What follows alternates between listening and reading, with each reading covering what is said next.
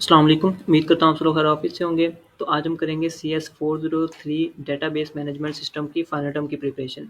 मैंने आपको इस वीडियो में जितनी चीज़ें कवर करवाई हैं उसके बाद आपका इंशाल्लाह 80% रिजल्ट इससे आ जाएगा। लेकिन ये है कि एक दफ़ा वीडियो देखने से आपको चीज़ें पता नहीं चलेंगी, क्योंकि जैसे मैंने आपको बताया कि ये कंसेप्ट बेस है।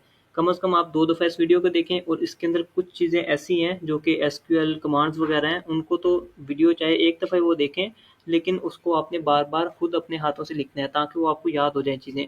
वो जब याद होंगी तो उनसे थोड़ी-सी हट के भी आएँगी ना, तो आपको पता होगा कि आपने वहाँ पे क्या लिखना है। मतलब कमांड्स एक दफ़ा आपको लिखनी आ जाए ना, वो थोड़ी-सी कमांड्स हैं, 2 पेजेज़ हैं आई थिंक।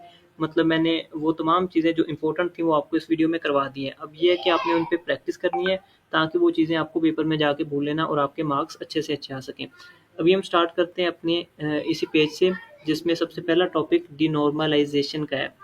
इसके साथ-साथ मैं आपको बताता चलूँ कि ये जो फ़ाइल है, वो आपको हमारा जो एफपी ग्रुप है, उसमें से मिल जाएगी, और इसका लिंक डिस्क्रिप्शन में दिया गया है, आप वो ग्रुप जॉइन कर सकते हैं। इसके अलावा भी जो मैं मिड टर्म या फाइनल टर्म पे वीडियोज़ बनाता हूँ, उनमें जो फाइल्स यूज़ होती हैं, वो आपको उसी एफपी के ग्रुप में मिल जाएँगी।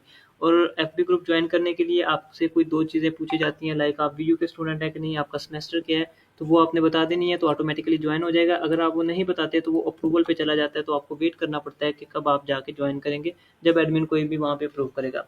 तो अभी हम स्टार्ट करते हैं अपनी वीडियो। डिनॉर्मलाइजेशन। अब यहाँ पे ये 2 चीज़ें हैं, एक डिनॉर्मलाइजेशन और एक पार्टीशनिंग। डिनॉर्मलाइजेशन में क्या होता है? Process of transforming normalised relations into unnormalised physical record specifications. अब ये चीज़ आपको ज़्यादा जो है वो एमसीक्यूज़ में पूछी जा सकती है। इसका यहाँ पे डिफरेंस आ सकता है कि डिनॉर्मलाइजेशन और पार्टीशनिंग में क्या फ़र्क है? उसके लिए ये दूसरी वाली अगर आप डेफिनेशन याद कर लेते हैं, तो उससे दोनों कवर हो जाएँगे। Denormalisation leads to merging different relations, ये मर्ज करती है, और जो पार्टीशनिंग है वो split same relation into two relations. अब उसमें क्या फ़र्क है? जो डिनॉर्मलाइजेशन है वो मर्जिंग कर रही है, और जो पार्टीशनिंग है इसके नाम से ज़ाहिर है कि ये स्प्लिट कर रही है। अब स्प्लिट ये 2 चीज़ों में कर रही है, एक रिड्यूस वर्कलोड है और एक speed up the rate of usual work है। अब ये आपको मे बी आए या ना आए, लेकिन इससे आगे जो हम करने जा रहे हैं पार्टीशनिंग, वो ज़रूरी है, मतलब कन्फर्म है। आपको एमसीक्यूज़ में तो आएगा ही आएगा, शॉर्ट क्वेश्चन में भी आ सकता है, जिसमें सबसे पहले हम बात करेंगे 2 टाइप्स ऑफ पार्टीशनिंग की। अब ये मुझे लॉन्ग क्वेश्चन भी आया हुआ था, आगे मैं आपके साथ करंट पेपर भी अपना शेयर करूँगा और कुछ क्वेश्चन भी शेयर करूँगा। वहाँ पे एक लॉन्ग क्वेश्चन आया था जिसमें बताना था कि ये हॉरिज़ॉन्टल है या वर्टिकल है। तो ये चीज़ जब आप करेंगे यहाँ से, तो तब भी आपको वहाँ पे पता चलेगा कि कौन-सी है। तो 2 टाइप्स होती हैं पार्टीशनिंग की, एक हॉरिज़ॉन्टल पार्टीशनिंग और एक वर्टिकल पार्टीशनिंग। हॉरिज़ॉन्टल कौन-सी है? जो रोज़ पे बेसिस हो, मतलब जिसमें रोज़ होती हैं वो हॉरिज़ॉन्टल होती है, और जिसमें कॉलम्स होते हैं वो वर्टिकल होती है। अब हॉरिजॉन्टल की आगे 3 एग्ज़ाम है, ये भी आपको एक शॉर्ट क्वेश्चन आ सकता है, और आपको एमसीक्यूज़ में पूछा जा सकता है कि हॉरिजॉन्टल में कौन-कौन सी 3 होती हैं। तो एक होती है रेंज पार्टीशनिंग, एक होती है हैश पार्टीशनिंग और एक लिस्ट पार्टीशनिंग। अब इसमें एक और चीज़ है कि जो रेंज है वो किस काम के लिए, हैश किसके लिए और लिस्ट किसके लिए है। अब इसके बारे में भी आपको हैश वाला है ना, वो ज़्यादातर एमसीक्यूज़ आता है, और आपने देखा भी होगा, अगर आप एमसीक्यूज़ फाइल पढ़ रहे हैं तो आपने हैश वाला एमसीक्यूज़ कहीं न कहीं देखा होगा, और ये भी मुझे पेपर में आया था, मतलब ये भी एक इम्पोर्टेंट है। अब रेंज में क्या होता है, आपसे अगर कोई क्वेश्चन किया जाए जिसके अंदर वो रेंज बता दे, लाइक ये मैंने लिखा भी हुआ है, 1 टू 1000 लिखा हुआ है आई थिंक, ये मैंने लिखा हुआ है 1 टू 1000, तो कोई भी रेंज 500 से 550 बता दे, जिसमें रेंज बता दी जाए, उसमें कौन सी यूज़ हो रही है? Range partitioning. और अगर हैश की बात करें तो अनबैलेंस्ड या बैलेंस्ड, अब वो यहाँ पे बात करेगा कि बैलेंस रखने के लिए हम किस पार्टीशनिंग का यूज़ करते हैं। तो जहाँ पे बैलेंस की बात आ जाए या अनबैलेंस ना होना हो, तो वहाँ पे हम हैश पार्टीशनिंग की बात करेंगे, जो कि ये हैश वाला याद रखिएगा, अनबैलेंस या बैलेंस वाली चीज़ आपको एमसीक्यूज़ में पूछी जाएगी। थर्ड वन होगा लिस्ट। लिस्ट में क्या करते हैं, हम कैटेगरीज़ करते हैं, लाइक एक स्कूल के अंदर टीचर्स हैं, बच्चे हैं, किताबें हैं, तो वो लिस्टों में आ जाता है काम। अगर इस तरह की कोई आपको एमसीक्यूज़ आता है, तो वो लिस्ट पार्टीशनिंग के ज़मरे में आएगा। नेक्स्ट है वर्टिकल पार्टीशनिंग, ये आपने वैसे ही याद कर लेना है। इसके बाद हम चलते हैं नेक्स्ट पेज पे, तो यहाँ पे हमारी एसक्यूएल कमांड्स स्टार्ट हो जाती हैं, जिनके बारे में आपका 50% जो पेपर है CS403 का, वो इसी बेस पे बनता है, एसक्यूएल कमांड्स पे। इसमें से भी पार्टीशनिंग वाला जो मैंने हिस्सा आपको करवा दिया है, इसमें से अच्छा खासा पेपर आता है। एक आपने ये वाली 2-3 लाइनें समझ लेनी है, जिसमें मैंने आपको बताया था कि डिनॉर्मलाइजेशन मर्जिंग वाला काम करती है, और जो पार्टीशनिंग है वो स्प्लिट करती है, और उससे आगे उसकी ये 2 रिड्यूस स्पीड वाली और हॉरिजॉन्टल वर्टिकल, और उसके बाद रेंज हैश लिस्ट, ये 3 चीज़ें ये आपने याद कर लेनी है। इसमें से अच्छा खासा पेपर बन जाता है, 3-4 एमसीक्यूज आ जाएंगे इसमें से। अब नेक्स्ट जो एसक्यूएल कमांड्स है, इससे तो आपका 50% पेपर बनता है। आपके कोई 5, 7, 10 एमसीक्यूज इसमें से आएंगे, और उसके बाद लॉन्ग क्वेश्चन भी इसमें से आ सकते नहीं, मेरे 2-3 इसी में से आए हैं, लेकिन ये है कि वो प्रैक्टिकली थे, प्रैक्टिकली इससे थोड़ा अलग होगा, लेकिन प्रैक्टिकल आप डायरेक्ट नहीं समझ सकते। इसको एसक्यूएल कमांड जो मैं अब आपको समझाने लगा हूँ, ये समझेंगे देन ही आपको उसकी समझ आएगी, जो हम प्रैक्टिकल करेंगे। एसक्यूएल कमांड की बात करें, सबसे पहले तो एसक्यूएल क्या चीज़ है? SQL is a database language which stands for structured query language. अब एसक्यूएल स्टैंड्स फॉर क्या होता है, ये भी आपको आ सकता है, और ये किस के स्टैंडर्ड पे है, तो वो ANSI, American national standard institute. अब जो एसक्यूएल है वो एक लैंग्वेज है, जिसको हम ओरेकल पे या फिर माई एसक्यूएल पे, माइक्रोसॉफ्ट वगैरह जैसे सॉफ्टवेयर पे यूज़ करते हैं। तो बेसिकली एसक्यूएल है जो वो एक लैंग्वेज है, जिसका आपने स्टैंड फॉर याद रखना है, और ये जो स्टैंडर्ड बाय है वो अमेरिकन नेशनल स्टैंडर्ड इंस्टीट्यूट पे है। और नेक्स्ट हम आ जाते हैं इसकी सब कैटेगरीज पे, जिसमें से ज़्यादातर एमसीक्यूज बनते हैं। ये कैटेगरीज आपने याद रखनी है। इनमें से जो स्टार्ट वाली दो हैं वो ज़्यादा इंपॉर्टेंट है, जो एमसीक्यूज आते हैं वो इन दो में से आते हैं, लेकिन फिर भी आपने सारी याद रखनी है।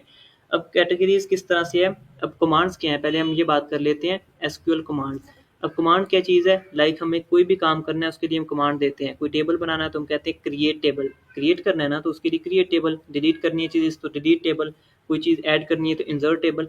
अब ये सारी कमांड्स इस तरह बहुत ज़्यादा हो जाती हैं, तो इसलिए इसे कुछ कैटेगरीज में यानी कि सब कैटेगरीज में डिवाइड कर दिया गया, ताकि क्रिएट वाली एक अलग कैटेगरी में चली जाए, इंसर्ट वाली एक अलग में चली जाए। तो इस तरह से इसकी कैटेगरीज बनी है। अब उनको स्टार्ट करते हैं। सबसे पहले डीडीएल। डीडीएल क्या है, डाटा डेफिनेशन लैंग्वेज। अब ये आपको स्टैंड फॉर भी आ सकता है, आई थिंक ये वाला मुझे आया था डीएमएल वाला, और ज़्यादातर आ भी यही रहा है, आपने शायद एमसीक्यूज में देखा हो। खैर आपने सारे याद रखने हैं। DDL data definition language which is use to define schema like structure. ये भी एक एमसीक्यूज मुझे आया हुआ था, डिफाइन स्कीमा किस में होती है, तो वो डीडीएल में होती है। आपसे ये भी पूछा जा सकता है कि जो स्कीमा डिफाइन होता है वो किस वाली कैटेगरी में होता है, डीडीएल में होता है, डीएमएल में होता है, या डीक्यूएल में है, किसी में भी पूछा जा सकता है। तो आपने वहाँ पे डीडीएल लगाना है। तो याद रखिएगा, use to define schema like structure, मतलब स्टार्ट होता है वो डीडीएल से होता है। अब इसके अंदर कौन कौन सी कमांड यूज़ होती है, एक जो क्रिएट की कमांड है वो डीडीएल में यूज़ होती है, ड्रॉप की कमांड, ट्रंकेट की कमांड, आल्टर की कमांड और रीनेम की कमांड। जब हम स्टार्ट करते हैं, लेट्स सपोज हम यही कह लेते हैं कि हम अपना प्रोग्राम स्टार्ट कर रहे हैं, तो सबसे पहले टेबल को क्रिएट करेंगे ना, फिर इसके अंदर कुछ और काम हो सकेगा। तो जो क्रिएट करने वाला काम है, तो इसलिए जो डीडीएल क्योंकि पहली है, तो इसके अंदर सबसे पहली वाली चीज़ें आएंगी, पहली वाली कमांड्स आएंगी। क्रिएट कमांड क्यों यूज़ होती है, to create a table, table को क्रिएट करने के लिए। अब ये चीज़ें जब आप ये वाली लाइनें साथ साथ पढ़ेंगे, थोड़ा सा जहन में रखेंगे, तो प्रैक्टिकली आपको जाके आसानी होगी। जब हम प्रैक्टिकली 5-5 नंबर के क्वेश्चन हैं इन्हीं पे बने हुए, वो आपको जब ये चीज़ें याद होंगी तो आप आसानी से कर सकेंगे, या आप ये कह सकते हैं कि आपको समझने में आसानी होगी। क्रिएट कमांड यूज़ होती है क्रिएट अ टेबल, टेबल को क्रिएट करने के लिए हम क्रिएट कमांड का यूज़ करते हैं। उसके बाद बात आती है ड्रॉप। ड्रॉप भी एक कमांड है जिसको हम यूज़ करते हैं डिलीट करने के लिए, लाइक ऑल रोज को डिलीट करना हो, या फिर कह लें कि ऑल डाटा को डिलीट करना हो, to permanent delete from all data. लेकिन यहाँ पे हम ड्रॉप को वहाँ यूज़ करते हैं जहाँ पे हमें डाटा अपने टेबल से भी डिलीट कर देना है, और जो डाटा बेस में स्ट्रक्चर पड़ा होता है वो भी डिलीट कर देना है। मतलब ड्रॉप ये ऐसे काम के लिए होती है जहाँ पे हमें सब कुछ डिलीट कर देना है और परमानेंट डिलीट कर देना है। और ट्रंकेट भी डिलीट करने के लिए यूज़ होती है, लेकिन इसमें क्या है, to delete all data from just table. इसमें ट्रंकेट यूज़ करने से सिर्फ डाटा टेबल से रिमूव होता है, लेकिन डाटा बेस में जो उसका स्ट्रक्चर होता है वो पड़ा रहता है। यहाँ पे लिखा भी हुआ है it will exist in database, database पे पड़ा रहता है। तो जहाँ पे हमें परमानेंट डिलीट नहीं करनी वहाँ पे हम ट्रंकेट कमांड का यूज़ करते हैं, और जहाँ हमें मुकम्मल तौर पे डिलीट करना है वहाँ हम ड्रॉप कमांड का यूज़ करते हैं। उसके बाद आ जाती है आल्टर। आल्टर यूज़ करते हैं मॉडिफाई करने के लिए, कोई डाटा एडिट करना हो या मॉडिफाई करना हो उस काम के लिए। रीनेम, रीनेम करने के लिए, ये भी एक कमांड है रीनेम, हम रीनेम के लिए यूज़ करते हैं। एक और चीज़ याद रखिएगा, जब ये कमांड्स आपने यूज़ करनी है एसक्यूएल में या फिर क्वेश्चन में, जब आप कोड लिखेंगे तो उसके अंदर ये create, drop, truncate, alter, rename, ये आपने बिग अल्फ़ाबेट से आपने लिखनी है। मतलब क्रिएट के तमाम अल्फ़ाबेट बड़े होने चाहिए। यहाँ पे जगह कम थी तो इसलिए मैंने शॉर्ट लिखनी है। तो ये आपने जो कमांड्स हैं वो हमेशा बड़े अल्फ़ाबेट में लिखनी है। नेक्स्ट आ जाते हैं डीएमएल। डीएमएल का क्या मतलब है, data manipulation language, deals with manipulation of data, changing data. अब देखें, पहले में हमने क्या किया है, डाटा डेफिनेशन लैंग्वेज थी, उसके अंदर हमने बना भी ली है, उसको डिलीट और मॉडिफाई भी कर लिया, रीनेम भी कर लिया। अब आगे जो चीज़ें आती हैं वो है इंसर्शन, अपडेट और डिलीट। अब इंसर्ट भी एक कमांड है जो आपने बिग अल्फ़ाबेट में लिखनी है। जैसे मैंने पहले बताया कि जितनी भी कमांड्स हम यूज़ करेंगे वो आपने बड़े अल्फ़ाबेट में लिखनी है। इंसर्ट होता है इंसर्ट डाटा के लिए।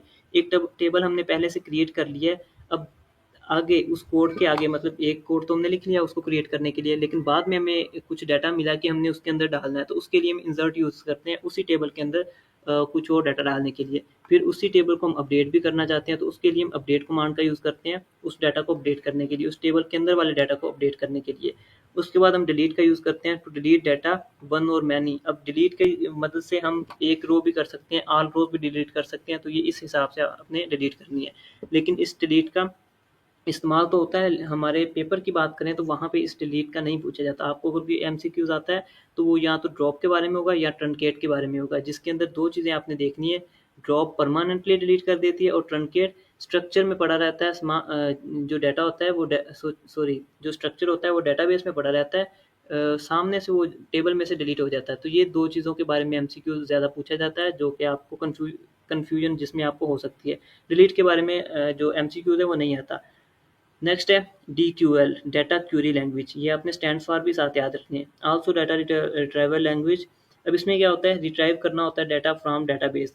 अब इसमें हम लेट्स सपोज जब हमने क्रिएट किया है, क्रिएट करने के बाद जब उसके ऊपर कोई प्रोसेस करना है तो उससे पहले हमने सेलेक्ट करना होता है। तो उसके लिए ये कमांड को यूज़ किया जाता है, select to see data which you insert. Select करने के बाद फिर हम उसके ऊपर कोई भी काम करते हैं। लाइक यहाँ पे देखें, हमने यहाँ पे एक कमांड यूज़ की है, सेलेक्ट किया है। अब ये ऊपर लिखा हुआ है to see data which you insert. Select किया है और कॉलम नेम मतलब किसी भी कॉलम का नेम जो हमने रखा हुआ था ये लिख देना है। और फ्रॉम भी एक कमांड आ जाती है, उसके आगे टेबल नेम लिख देना है। उस टेबल नेम में से किस चीज़ को हमने सेलेक्ट किया है, इस कॉलम को सेलेक्ट कर लिया है। तो खैर ये जाके आपको आगे समझ आ जाएगी जब हम क्वेश्चंस करेंगे इसके प्रैक्टिकली। नेक्स्ट है 4th नंबर वाली DCL। DCL क्या है, data control language. Data control language किस लिए यूज होती है, टू कंट्रोल डाटाबेस। अब इसके अंदर दो कमांड्स है, एक ग्रांट और एक रिवोक। ग्रांट किस लिए है, to give permission to user. User को कोई भी परमिशन देनी होती है तो उसके लिए हम ग्रांट कमांड का यूज करते हैं। और रिवोक क्यों यूज करते हैं, जो परमिशन हमने दी है यूजर को उसको डिनाई करना है, उसको वापस लेना है, तो उसके लिए हम रिवोक कमांड का यूज करते हैं। उसके बाद नंबर 5 जिसमें है TCL, ट्रांजैक्शन कंट्रोल लैंग्वेज। अब इसमें 3 कमांड्स हैं, एक कमिट, एक रोल बैक और एक सेव पॉइंट। कमिट यूज होती है use to permanently save the changes. अगर हम कमिट यूज कर लेते हैं, जो हमारी चेंजिंग हो चुकी हैं वो परमानेंटली सेव हो जाएंगी और उनको हम अनडू नहीं कर सकते। मतलब आपने देखा होगा वर्ड में हम कुछ चीज़ें लिखते हैं, कुछ गलत लिखा जाए या फिर कुछ अरेज हो जाए तो हम अनडू कर लेते हैं, तो उससे वो वापस आ जाता है। लेकिन कमिट कमांड यूज करने से वो परमानेंटली सेव हो जाती है, उसके बाद हम अनडू नहीं कर सकते हैं। रोल बैक किस लिए यूज होता है, रोल बैक यूज होता है use to undo the changes. कोई चेंजिंग हमने की है उसको अनडू करने के लिए हम रोल बैक का यूज करते हैं। उसके बाद सेव पॉइंट जो कमांड है उसका हम यूज करते हैं to set a save point within a transaction for later change और यूज रोल बैक। अब इसकी बात मैं आपको समझाता हूँ। लेट्स सपोज MS वर्ड में हमने एक लाइन लिखी है, वो लाइन हमसे बाय मिस्टेक खराब हो गई तो हमने उसको अनडू कर लिया। अब हमने क्या किया, 3 पैराग्राफ लिखनी है। अब 3 पैराग्राफ के बाद तो हम शुरू वाली पहली लाइन तो नहीं ना अनडू कर सकते, मतलब मुश्किल होता है। लेकिन सेव पॉइंट क्या करता है, हम पहले पैराग्राफ की पहली लाइन में एक सेव पॉइंट लगा देंगे और आगे चले जाएंगे। अब हमने 18 पैराग्राफ लिखनी है, लेकिन वो सेव पॉइंट की वजह से हम वहाँ पे जाके वहाँ वाला काम जो अनडू कर सकते हैं, मतलब वहाँ पे जाके हम रोल बैक का यूज़ कर सकते हैं। तो सेव पॉइंट इस काम के लिए यूज़ होता है। ये हमारी 5 कमांड्स हो गई जो सब कैटेगरीज थी, सॉरी SQL कमांड की सब कैटेगरीज होगी, उनके अंदर हमने काफ़ी कमांड्स देखी हैं। इसको एक दफ़ा फिर आपने वीडियो को पढ़ लेना है या फिर नोट्स आपके पास अवेलेबल होंगे, इनको दोबारा से अच्छी तरह आपने पढ़ के समझ लेना है कि ये कमांड्स हमने क्या पढ़ी हैं और किस किस के लिए किस किस काम में यूज़ होती हैं। नेक्स्ट आपने आगे चलना है। आगे हम देखते हैं प्रॉपर्टीज ऑफ ट्रांजैक्शंस। ये भी एक टॉपिक है, ये आपको MCQs में भी आ सकता है और 3 नंबर का इसका क्वेश्चन भी आ सकता है। ट्रांजैक्शंस की प्रॉपर्टीज कौन कौन सी होती हैं, एटॉमिसिटी, कंसिस्टेंसी, आइसोलेशन और ड्यूरेबिलिटी। अब इसको A फॉर एटॉमिक क्या नाम है, एटॉमिसिटी है, और C फॉर कंसिस्टेंसी है, I है और D है, इसलिए इसको एसिड भी कहा जाता है। तो आपने ACID भी याद रखना है और उससे स्टैंड फॉर ये है एटॉमिसिटी। अगर आपको प्रॉपर्टीज पूछी जाती है ट्रांजैक्शन की, देन आपने पूरे पूरे नाम लिखने हैं। लेकिन ये एसिड का भी आपको पता होना चाहिए, ये भी आपसे कहीं ना कहीं MCQs में पूछा जा सकता है। नेक्स्ट है, 2 तरह की होती हैं, एक सीरियल एग्जीक्यूशन, एक शेड्यूल। अब ये भी आपको दोनों MCQs में आ जाते हैं। आपको ये वाली लाइन दी जाएगी, ये यहाँ से यहाँ तक लाइन दी जाएगी और पूछा जाएगा कि ये कौन सी है, सीरियल एग्जीक्यूशन है, शेड्यूल है या फिर 2 कुछ और होंगे। इसी तरह आपको नीचे वाली लाइन दे के भी पूछा जा सकता है कि वो शेड्यूल है या सीरियल एग्जीक्यूशन है। तो जहाँ पे where transactions are executed in a sequential order, आपको ऐसा भी किया जा सकता है लाइन दे के ये खाली जगह दे देते हैं और पूछते हैं कौन सी आएगी, तो यहाँ पे सीक्वेंशियल ऑर्डर रहेगा, that is one after another. अगर ये लाइन है तो ये आपने डेफिनेशन याद रखनी है, सीरियल एग्जीक्यूशन किया है, और जहाँ पे represents the order of execution, ये जो लाइन है ना ऑर्डर ऑफ एग्जीक्यूशन, ये आ जाए तो आपने उसको शेड्यूल पे क्लिक करना है। तो ये दोनों लाइन भी आपने अच्छी तरह कर लेनी है, इनमें से एक एमसीक्यू बन जाना है आपको, चाहे वो सीरियल एग्जीक्यूशन का बने चाहे वो शेड्यूल का बने, या वो पूछ ले सीक्वेंशियल ऑर्डर का। नेक्स्ट चलते हैं हम। नेक्स्ट है हमारी वही, मैंने ये पहले कम कमांड्स लिखी थी तो बाद में मैंने ऊपर लिख ली थी, खैर इसको एक दफ़ा फिर देख लेते हैं। ट्रंकेट कमांड उसीलिए यूज़ होती है, delete all the rows but rows would exist, मतलब डेटाबेस में स्ट्रक्चर रहेगा उनका। और ड्रॉप कमांड किस लिए यूज़ होती है, delete all the rows also structure from database, जो कि मुकम्मल तौर पर डिलीट कर देती है ड्रॉप कमांड। उसके बाद आता है डिलीट कमांड, डिलीट वन और मोर रिकॉर्ड्स, और इसके लिए वैसे अब आपको पढ़ने की ज़रूरत नहीं है क्योंकि मैंने आपको पीछे वो सारी कमांड्स करवा दी हैं। जब मैं ये पेज लिखा था तो उस वक्त मैंने वो सारी कमांड्स नहीं लिखी थी, फिर भी अगर आपने पढ़ना है तो 207 पेज नंबर पढ़ लें एक दफ़ा, तो वहाँ से आपको इनके बारे में और मालूमात मिल जाएगी। नेक्स्ट है, ये मैंने जो नोट्स बनाए हैं ये बहुत ही कम है, हैंडआउट से कुछ हिस्सा सिर्फ उठाया गया है। मैं ये नहीं कहूँगा कि टोटली हमने फाइनल टर्म प्रिपेयर कर लिया है, ये 25 लेक्चर इतनी सी वीडियो में नहीं प्रिपेयर होते, इनमें से बहुत इंपॉर्टेंट चीज़ें मैंने सिर्फ उठाई हैं। तो अगर आपके पास टाइम है, अगर तो आपके पास टाइम नहीं है फिर तो आप ये वीडियो ज़ाहिर सी बात करें, लेकिन अगर आपके पास टाइम है तो आपने हैंडआउट्स को लाजमी देखना है। इसी ग्रुप बल्कि इसके डिस्क्रिप्शन में मैं लिंक दूंगा एक हैंडआउट्स का जो कि हाइलाइटेड है, आप उसकी हाइलाइट से चीज़ें पढ़ लेना तो उससे भी आपको काफ़ी फ़ायदा हो जाएगा। अगर किसी के पास टाइम हुआ तो वो वाले हैंडआउट्स मैं बल्कि आपको दिखा देता हूँ। ये देखें, ये हाइलाइटेड है, अगर आप इन चीज़ों को पढ़ लें तो यहाँ से भी आपका काफ़ी फ़ायदा हो जाएगा। ये है कि इसमें टाइम ज़्यादा लगेगा, जो मैंने आपको नोट्स दिए हैं वो है कि आपके पास 2 दिन रह गए हैं तो आप उतने टाइम में उनको करके भी मार्क्स ले सकते हैं। तो खैर इसका भी मैं आपको डिस्क्रिप्शन में लिंक दे दूँगा हैंडआउट्स का, वो भी आपने रीड कर लेने हैं अगर आपके पास टाइम हो। अदरवाइज़ ये जो मैं आपको वीडियो बता रहा हूँ, जो नोट्स बताएँ, ये आपने पहले इनको पक्की तरह से करना है, देन आपने किसी और तरफ जाना है। नेक्स्ट आ जाता है डेडलॉक। अब डेडलॉक क्या है, डेडलॉक कब अकर होता है, इसके बारे में आपको शॉर्ट क्वेश्चन आ सकते हैं। Occurs when first transaction has locks on the resources that the second transaction wants to modify. अब ये कब डेडलॉक कब होता है, जब पहली ट्रांजैक्शन है वो लॉक होती है, क्यों, क्योंकि सेकंड ट्रांजैक्शन मॉडिफाई होना चाह रही है, और सेकंड ट्रांजैक्शन लॉक हो जाती है क्योंकि फर्स्ट ट्रांजैक्शन मॉडिफाई होना चाह रही है, मतलब एक दूसरे की वजह से ये लोग रुक जाते हैं, तो उस वक्त डेडलॉक अकर हो जाता है, मतलब आ जाता है। अब लेवल्स ऑफ लॉकिंग के ये भी आपको आ सकता है, ये आपने याद रखने हैं, attribute, file, record, group of files और डेटाबेस, ये लेवल ऑफ लॉकिंग है। उसके बाद एक मुझे आया था इसका क्वेश्चन, वो शायद मैंने आगे लिखा हुआ है, लॉग के बारे में कोई प्राइमरी की शायद पूछी हुई थी, मुझे याद नहीं है वो, खैर इसी हैंडआउट्स कह रहा हूँ, इसी फाइल में आगे वो क्वेश्चन आ जाएगा इसी लॉग के बारे में, वो भी 2 टाइप्स हैं तो वो आप वहाँ पे देख लीजिएगा।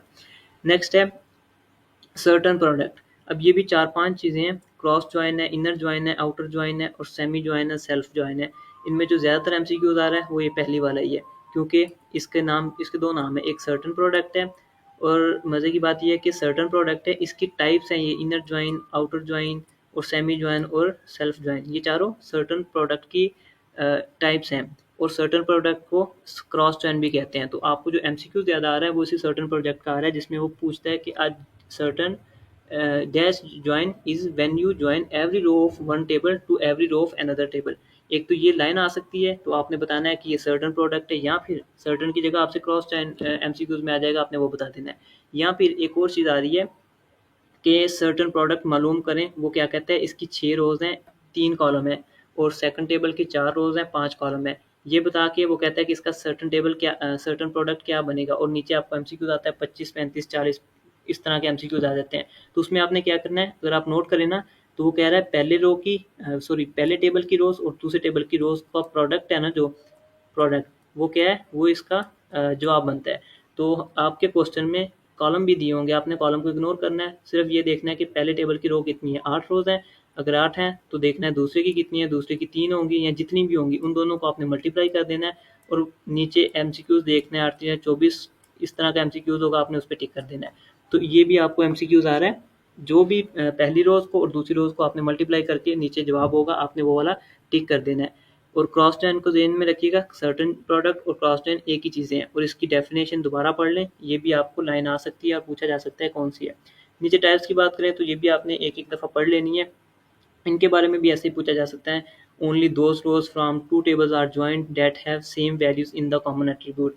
अब ये लाइन दे के आपसे पूछा जाए कि ये इनर है, आउटर है, नल है या फिर सेल्फ ज्वाइन है, तो आपको बताना पड़ेगा कि ये इनर ज्वाइन है। इसी तरह नेक्स्ट है SQL support some interesting variants. इसके अंदर जो नल वैल्यूज आता है ये एक पॉइंट होता है हर लाइन के अंदर, जिससे हम अंदाज़ा लगा सकते हैं कि ये कौन सा ज्वाइन है।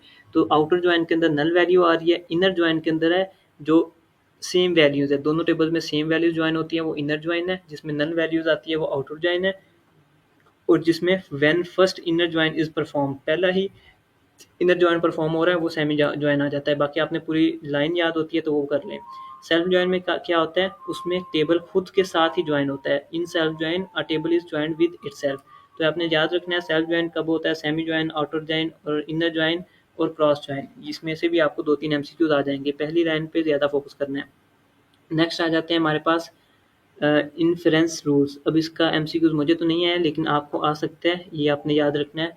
सबसे पहले ये अगर आप बुक पे देखें 160 है शायद, हाँ 166 पेज नंबर है, ये मिड का हिस्सा बनता है लेकिन मे भी आपको आ जाए। ये मैंने यहाँ पे 3 लिखे हैं, ये 6-7 थे आई थिंक, तो मैंने उनमें से देखा कि जो पेपर में आ सकते हैं सिर्फ वही लिख दिए। अगर वो कहता है इफ़ ए बी है और एंड बी आगे तीर लगा के सी है, उसके बाद देन इसका जो रिजल्ट है वो ए तीर सी बन रहा है, तो ये कौन सा है, ट्रांजिटिविटी है।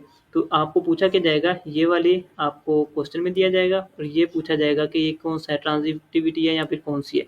इसी तरह ये वाला मैंने एक एमसीक्यूज देखा था एक जगह पे जहाँ पे ए बी एंड ए सी दिया गया था और देन रिजल्ट था ए इंटू बी इंटू सी, ये वाला इसका रिजल्ट था और पूछा गया था तो उसका जवाब था एडिविटी और यूनियन। तो इसी तरह ये तीनों आपने देख लेने हैं कि अगर आपको किसी तरह की वैल्यू दे दी जाती है तो उसका जवाब क्या बनेगा। नेक्स्ट आता है क्लासिफिकेशन ऑफ इंडेक्सेस। इंडेक्सेस के बारे में बहुत सारा पेपर में आया हुआ था लेकिन वो भी कमांड्स में आ जाता है। इंडेक्स भी एक कमांड है, कमांड नहीं है, इंडेक्स बनानी पड़ती है। जैसे टेबल बनाते हैं ऐसे इंडेक्सेस बनाते हैं, ऐसे व्यू बनाते हैं। तो व्यूज़, टेबल, इंडेक्सेस, इन्हीं के बारे में प्रैक्टिकल आपको जो भी आएगा वो खैर हम आगे करेंगे। ये थ्योरी के तौर पे आपको आ भी सकती है। क्लासिफिकेशन ऑफ इंडेक्सेस अगर आपसे पूछा जाए तो पहली, दूसरी, तीसरी ये आपने याद कर लेनी है। पहली है क्लस्टर्ड वर्सेस अनक्लस्टर्ड इंडेक्सेस, दूसरी है single keys versus composite indexes, तीसरी है ट्री बेस्ड, इन्वर्टर फाइल्स और पॉइंटर्स। नेक्स्ट है टाइप्स ऑफ इंडेक्सेस। इंडेक्सेस की अगर टाइप्स पूछ ली जाती हैं, अब 3 पूछे या 5 आपने याद रखनी है, ये शायद आपको सही तरह से समझ ना आ रहा हो। पहली है बी ट्री इंडेक्सेस, दूसरी बिट मैप इंडेक्सेस, तीसरी है यूनिक इंडेक्सेस, थर्ड है फोर्थ है hash indexes, then clustered indexes और फिर नॉन क्लस्टर्ड इंडेक्सेस। नेक्स्ट यहाँ पे मैंने कुछ स्टैंड फॉर्स लिखे हुए थे तो वो हम एक दफ़ा पढ़ लेते हैं। डीबीएमएस स्टैंड फॉर, हमारी जो बुक का नाम है CS403, वो डीबीएमएस ही है, डेटाबेस मैनेजमेंट सिस्टम। सेकंड की बात करें तो ये जो एसक्यूएल है वो स्टैंडर्ड बाय ANSI है जो कि अमेरिकन नेशनल स्टैंडर्ड इंस्टीट्यूट है। उसके बाद आ जाता है DML डाटा मैनिपुलेशन लैंग्वेज, उसके बाद SRS सॉफ्टवेयर रिक्वायरमेंट स्पेसिफिकेशंस, उसके बाद SQL वही जो हम SQL कमांड पढ़ के आ रहे हैं, स्ट्रक्चर्ड क्वेरी लैंग्वेज। उसके बाद ये सब कैटेगरीज आ गई हैं, पाँच पाँच आई थिंक, हाँ वही सब कैटेगरीज हैं एसक्यूएल की। DDL डाटा डेफिनेशन लैंग्वेज, ये पांचों आपने याद रखनी है। DML data manipulation language, DQL data query language, DCL data control language और TCL ट्रांजैक्शन कंट्रोल लैंग्वेज। उसके बाद आ जाता है UCD use case diagram, ERD entity relationship diagram, GUI graphical user interface.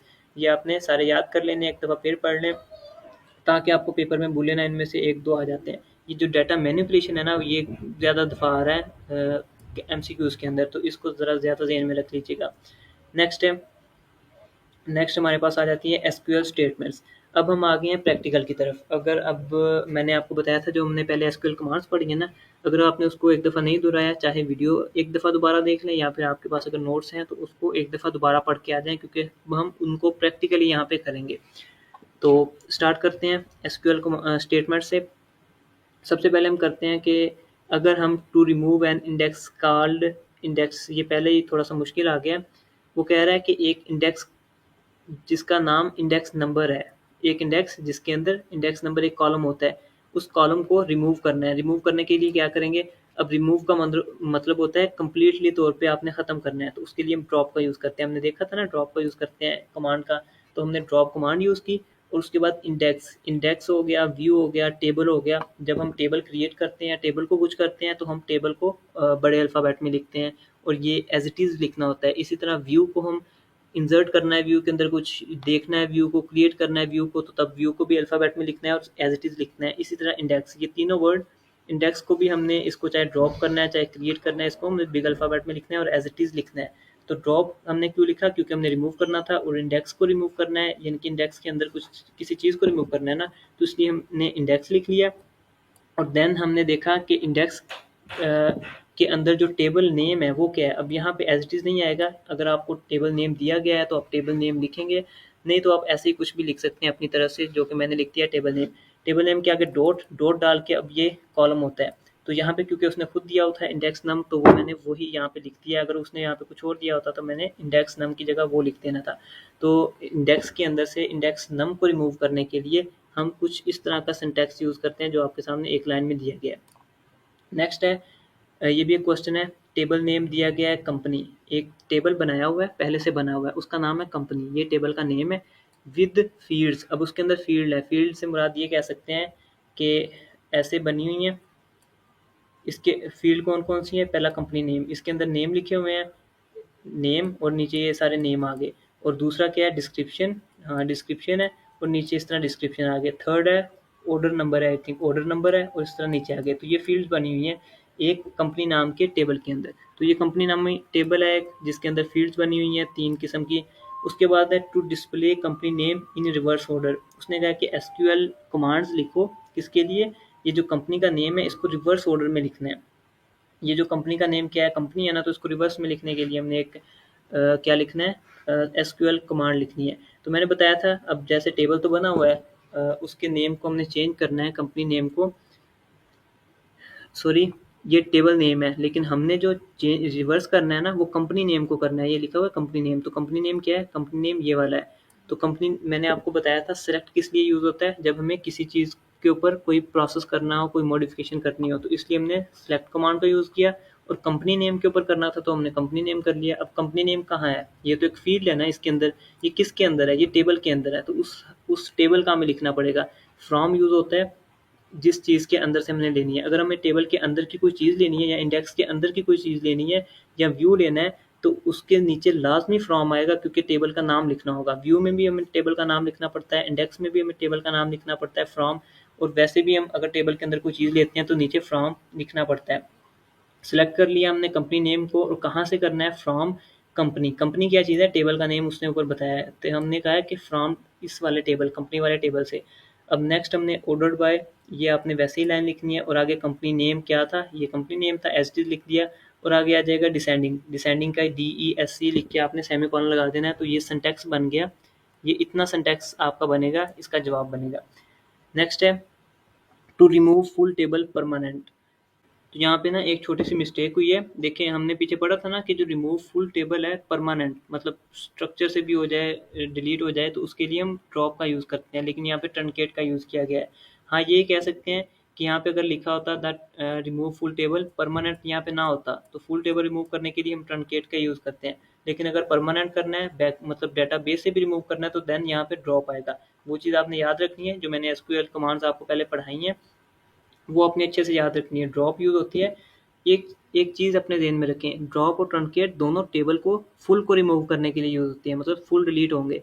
लेकिन ड्रॉप की दफ़ा क्या होगा, जो डेटाबेस में स्ट्रक्चर होता है वो भी डिलीट हो जाएगा, और ट्रंकेट में क्या होगा, जो डेटाबेस में पीछे बैकएंड पे स्ट्रक्चर पड़ा होता है वो नहीं डिलीट होगा। अब ये चीज़ आपने ध्यान में रखनी है। तो यहाँ पे अगर कहें कि टू रिमूव फुल टेबल, तो उसके लिए हम ट्रंकेट लिखेंगे, और फुल टेबल उसका नाम मैंने बताया था कि टेबल है तो पहले एक दफ़ा टेबल ही लिखना है, व्यू है तो व्यू ही लिखना है, अगर इंडेक्स है तो इंडेक्स ही लिखना है, उसके बाद उनका नेम आएगा।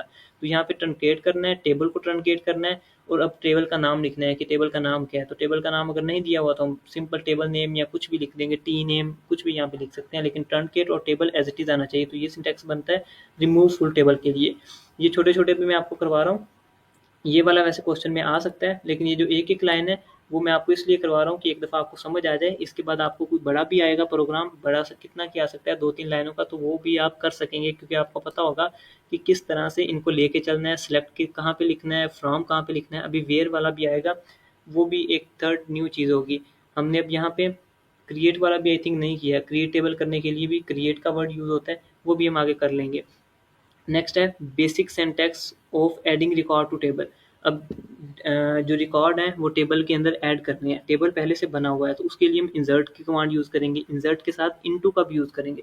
जब कोई चीज़ ऐड करनी है टेबल के अंदर तो हम क्या करेंगे, इंसर्ट इनटू, वहाँ पे टेबल नेम लिखेंगे और नीचे वैल्यूज़ एक कमांड है उसके अंदर फिर ब्रैकेट के अंदर वैल्यूज़ लिख लेंगे जो ऐड करनी है। तो ये हम रिकॉर्ड को टेबल के अंदर ऐड करने के लिए ये वाला सिंटैक्स यूज़ करेंगे। नेक्स्ट है delete all rows from table. Delete command किस लिए यूज़ होती है, ऑल रोज को डिलीट करने के लिए। अच्छा, ये जो स्टैटिक है वो ऑल के लिए यूज़ होता है, मतलब अगर तो हम डिलीट के आगे कॉलम नेम लिख देते या रो नेम लिख देते तो सिर्फ वो वाली रो डिलीट होनी थी, लेकिन अगर डिलीट के आगे हम ये स्टैटिक लिख देते हैं तो इसका मतलब है कि ऑल रोज डिलीट हो जाएंगी। कहाँ से डिलीट होंगी, तो उसके लिए हमने फ्रॉम लिख दिया, फ्रॉम और टेबल का नेम यहाँ पे लिख देंगे तो उससे क्या होगा, इस टेबल से सारी जो रोज हैं वो डिलीट हो जाएंगी। नेक्स्ट है basic syntax of index. Index का बेसिक सिंटैक्स क्या है, तो जैसे अभी हम बात कर लेते हैं यहाँ पे basic syntax of index, basic syntax of view, basic syntax of table. थोड़ा बहुत फ़र्क होगा इन चारों में, लेकिन इनकी पहली लाइन सेम होगी। जब इंडेक्स का करना है तो क्रिएट इंडेक्स और इंडेक्स नेम आ जाएगा, अगर व्यू का करना है तो क्रिएट व्यू, व्यू नेम आ जाएगा, अगर टेबल का करना है तो क्रिएट टेबल, टेबल नेम आ जाएगा। खैर अभी हम इंडेक्स कर रहे हैं तो क्रिएट इंडेक्स, इंडेक्स नेम आ गया, और नीचे इंडेक्स के टाइम पे उसको ऑन करना होता है। ऑन एक कमांड लिख के आपने फिर टेबल का नेम लिखना है और अंदर ब्रैकेट के अंदर कॉलम नेम लिखना है। लेकिन टेबल एक ये कह सकते हैं स्टार्ट होता है तो वो थोड़ा इससे आसान है, उसके अंदर ये ऑन वाला काम नहीं यूज़ करना पड़ता। नेक्स्ट है क्रिएट अ, ये एक थोड़ा 5 नंबर वाला क्वेश्चन है, किसी का आई थिंक मैंने पेपर आया हुआ था तो वहाँ से मैंने ये क्वेश्चन लिया है। अब इस क्वेश्चन को गौर से समझिएगा क्योंकि ये आपको पेपर में आ सकता है। पहले हमने जो किए हैं वो हमने जस्ट इसलिए किए हैं कि ताकि आपको पता चल जाए कि आपने इन चीज़ों को कैसे यूज़ करना है। अब यहाँ पे देखिएगा, ये जो मैंने आपको करवा दिए ना, ये शायद आपको अभी मैंने बताई हैं तो आपको ऐसा लग रहा हो कि ये पता नहीं क्या चीज़ें बताई जा रही हैं, लेकिन जब आप दोबारा इनको पढ़ेंगे ना, अब क्योंकि आपके पास ये पेज मौजूद है या फिर आपने वीडियो दोबारा देखनी है या फिर हैंडआउट से दोबारा देखेंगे, हैंडआउट्स कह रहा हूँ, ये जो फाइल है, फाइल से आप दोबारा देखेंगे तो आपको समझ आएगी। ये लाजमी आपने करना है, जो मैंने पहले आपको कमांड एसक्यूएल कमांड्स पढ़ाई हैं वो लाजमी करनी है, और ये जो स्टेटमेंट्स मैंने करवाई हैं ये लाजमी करनी है। ये दो आप कर लें तो आपका 50% पेपर इन्हीं से कवर हो जाएगा। ये दो पेजेस हैं, आई थिंक 4 पेजेस बनते हैं, और इनकी तो आपने लिख लिख के प्रैक्टिस भी करनी है ताकि आपको ये भूले ना, क्योंकि अंदर ये देखें ना, किसी के अंदर आप ऑन का यूज़ कर रहे हैं, किसी के अंदर इनटू का यूज़ कर रहे हैं और किसी के अंदर एज का भी यूज़ करेंगे, तो इन चीज़ों को याद रखने के लिए रट्टे मार लें, वो उसके लिए ये करना पड़ेगा ना, बार बार लिखेंगे तब भी याद होगा, तो इनको लाजमी याद कीजिएगा। यहाँ पे हम क्वेश्चंस की शुरुआत करते हैं, इससे आगे जितने भी आएंगे वो क्वेश्चन ही आएंगे, या 3 नंबर का या 5 नंबर का। पहला क्वेश्चन देखते हैं, क्रिएट अ व्यू। उसने कहा कि एक व्यू क्रिएट करो on this table having name, designation, salary column. वो कह रहा है ये जो इस टेबल का व्यू बनाना है जिसका पहले से मतलब जो पहले से जिसकी फील्ड्स हैं, नेम भी है, डेजिग्नेशन भी है, सैलरी भी है। आगे उसने कहा है just those whose salary greater than 5000, जिसकी 5000 से ज़्यादा है ना, सिर्फ उसी का व्यू बनाना है। व्यू होता किस लिए यूज़ है, कोई टेबल पहले से मौजूद हो ना तो व्यू यूज़ करते हैं उसमें से कुछ चीज़ें लेने के लिए, मतलब ये कह सकते हैं जैसे उसने भी नीचे एक कंडीशन दे दी है कि जिसकी 5000 से ज़्यादा सैलरी है ना, सिर्फ उन लोगों को व्यू करो। तो उन लोगों को व्यू कैसे करेंगे, सबसे पहले तो हम व्यू क्रिएट करेंगे, जैसे हमने इंडेक्स क्रिएट किया था क्रिएट इंडेक्स के ज़रिए ना, ऐसे ही व्यू क्रिएट करेंगे क्रिएट व्यू के ज़रिए। क्रिएट व्यू और आगे व्यू का नाम लिखना है, चाहे एम्प्लॉय व्यू लिखने, क्योंकि टेबल का नाम एम्प्लॉय था तो हमने सोचा कि एम्प्लॉय व्यू लिख लेते हैं, वरना आप कुछ भी यहाँ पे उसका नाम रख सकते हैं। और यहाँ पे हमने जब भी व्यू क्रिएट करना है उसके आगे एज का जो वर्ड है वो यूज़ करना है, ये चीज़ें याद रखने वाली है। नेक्स्ट है, हमने इसके अंदर क्या क्या चीज़ें हैं, नेम है, डेजिग्नेशन है, सैलरी, ये शो करवानी है ना।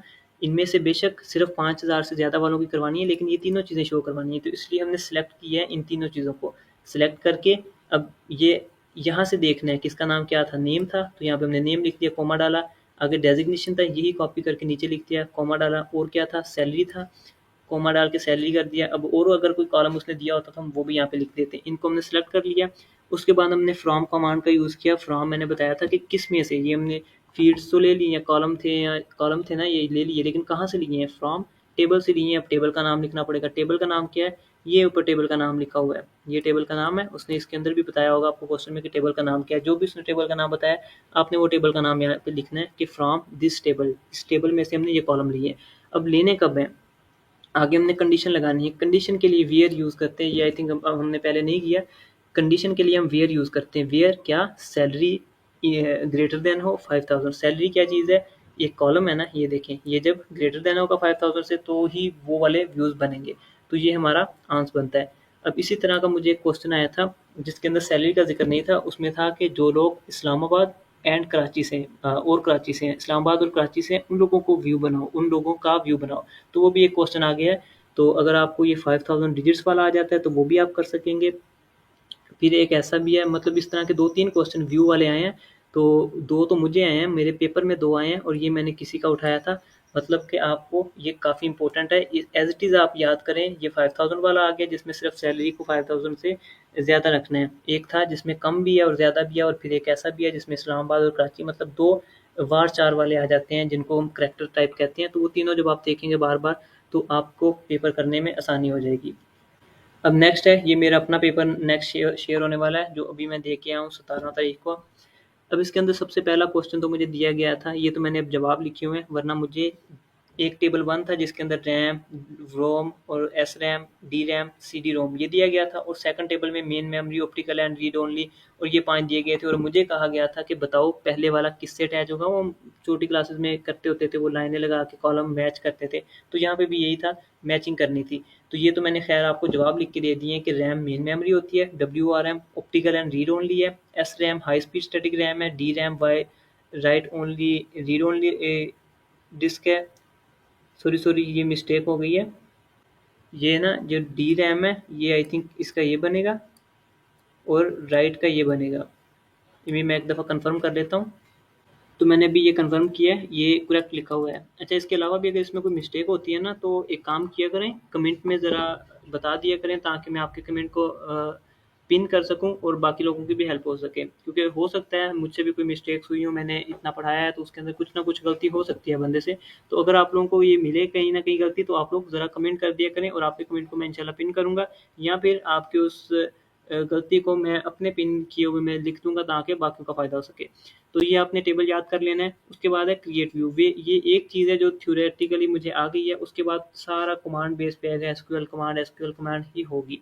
नेक्स्ट है क्रिएट व्यू।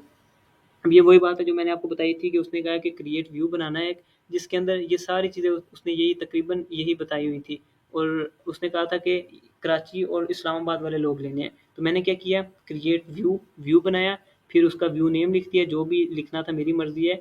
उसके आगे एज लाजमी लिखना है, व्यू के अंदर एज लिखना है, और आई थिंक वो जो हमने किया है इंडेक्स के आगे शायद नो ओन लिखना था। हाँ, इंडेक्स वाले में नेक्स्ट लाइन में ओन लिखना है, टेबल में कुछ भी नहीं लिखना होता, व्यू में एज लिखना है। तो व्यू बनाया, व्यू का नाम लिखा, एज लिखा, और फिर सिलेक्ट क्या क्या करना है, जो जो चीज़ें उसने दी हुई हैं। उसने क्वेश्चन के अंदर इंट नेम और सिटी दिया हुआ था तो मैंने वो सिलेक्ट कर लिया।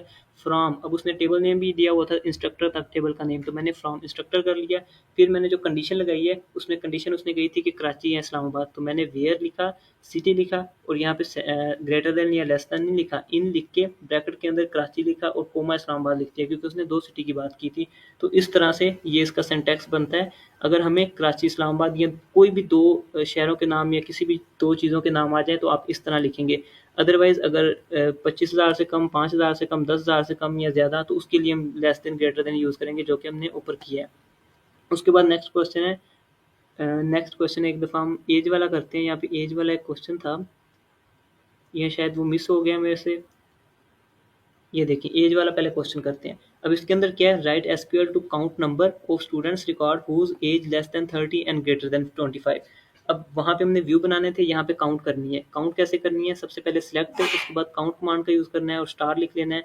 आगे एज और नंबर स्टूडेंट्स ये उसने खुद ही दिया हुआ था तो वही नाम लिख लेना है। अब कहाँ से वो नंबर स्टूडेंट्स की तादाद तो हमने लिख ली, लेकिन कहाँ से लिखनी है, टेबल का नाम लिखना है, तो फ्रॉम स्टूडेंट्स।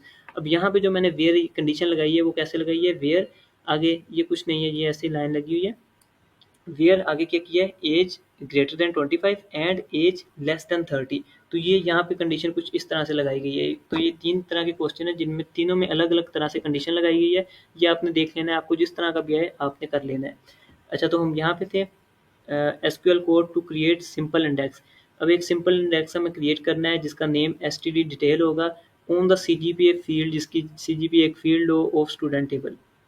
स्टूडेंट टेबल का नाम स्टूडेंट होगा। तो ये बहुत ही सिंपल है, जिसमें हमने सिर्फ क्रिएट का लफ्ज़ यूज़ किया है, क्रिएट इंडेक्स और स्टूडेंट डिटेल्स लिख लिया, ऑन स्टूडेंट एक टेबल का नाम लिखा और उसके अंदर फील्ड दे दिया सीजीपीए की। ये आपने ऐसे ही याद कर लेना है और उसके एंड पे हमने सेमीकोलन भी लगाया है।